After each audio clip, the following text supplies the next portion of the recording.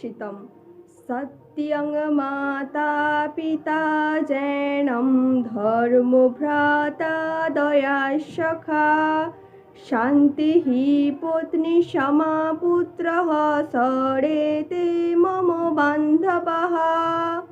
सुभाषितस्य अर्थ एवमस्ति माता सत्यरूपं पिता ज्ञानरूपं धर्म भातृवत् दया सखारूपं शान्तिः पत्नीरूपं क्षमा पुत्रम एव ইতানি স্বরানি সম্প্রদায়ানি মম সখাতুল্য।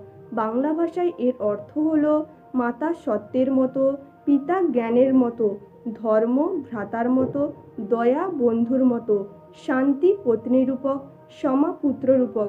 এই ছয়টি আমার বন্ধুস্বরূপ। নমস্কারঃ।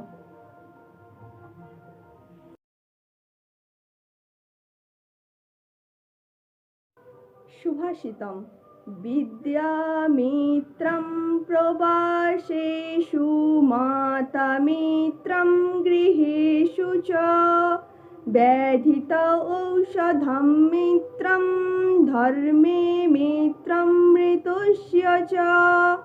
सुभाषितस्य अर्थ एवमस्ति प्रवासे अस्माकं परम सखी विद्या, गृहे परम बंधु माता, রোগীন সমীপে ঔষধম পরম বন্ধু ইব অপিতু মৃত ব্যক্তিম সমীপে ধর্ম বন্ধু ইব।